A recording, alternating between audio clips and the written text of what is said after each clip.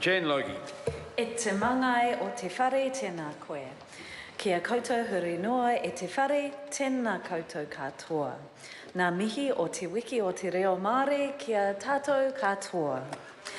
Ka te o mō nā kakariki ki te kōrero o te pānoitanga tuatoru o tēnei te peri. Social Security Extension of Young Person Services and Remedial Matters Amendment Bill. Kia ora tātou. Kia ora. Excuse my mangling of the language. The Green Party is voting against the Social Security Extension of Young Person Services and Remedial Matters Amendment Bill. And for many of the reasons that were demonstrated by that previous speaker who stood up and listed statistic after statistic of the problems with our young people. That member demonstrated so clearly the government's deficit model when it comes to understanding the potential of our young people. This piece of legislation does a disservice to our young people, and we will not be supporting it. I must say, I've spent over almost a decade of my life working alongside young people in education, youth health and development organisations, and I have loved this work. I've felt it a complete privilege to work alongside young people and experience the inspiration of their resilience, their creativity and smarts when they've been given the opportunity to deliver based on the belief that they can. This legislation is the antithesis of that experience. I think generally it's a well understood concept that if you treat a person, particularly a young person, like an idiot, they're probably going to fulfill your expectations. This was proven actually in years of research and experience that led to the development of a strength-based approach to youth development. Old approaches to youth development focused on problems. They were reactive, targeted tightly, and tended to deliver programs with professional providers, putting young people in the place of being recipients of services. This approach took lots of resources, but the results tended to be short-term or not so successful. Positive youth development, strength-based youth development, turned this on its head, and the programs or the initiatives were developed in partnership with young people. They involved community members and sought to develop a community response to supporting young people. It was proactive, not targeted, and looking towards positive outcomes, not looking at problems or deficit model. If you start with focusing on what someone is good at and go from there, they're more likely to believe they have possibilities.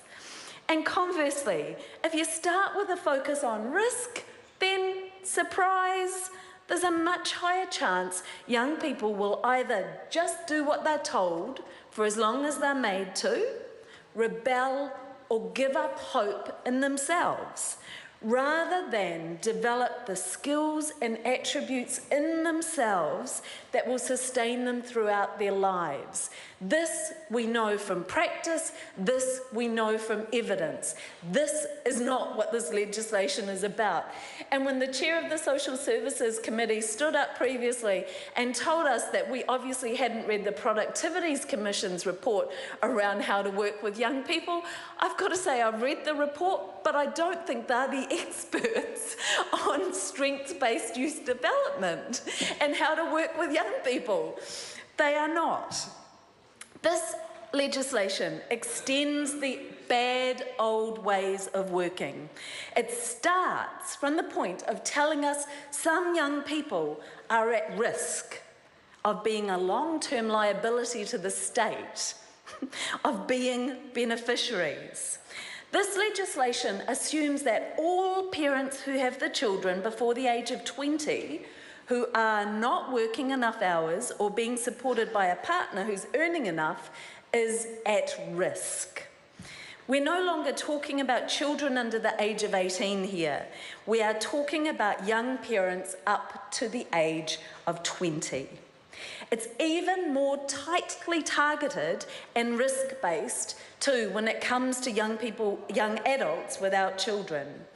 Because to develop this legislation, the government is going to use predictive risk modelling, taking information from other state services like education and the existing child, youth and family and whatever it might become, to decide what young people might be at risk of long-term welfare dependence. And the chances are, and we have to keep acknowledging this, that most of these young people will be Māori rangatahi, because contact with child, youth and family is one of the factors that they have said they will use to define risk. And almost 60% of those young people in care are Māori. So these young people will be separated from their peers who are not deemed to be a risk, and without any choice on their part, they will be subject to, in addition to the work test or work preparation obligations, budgeting, interviews, reporting obligations alongside money management supervision, which will pay most of their bills for them and require them to only shop primarily at certain stores. And these are adults we are talking about, 19 and 20-year-olds. And of course, if they miss an interview or don't provide the information required in enough time, their benefit will be cut completely.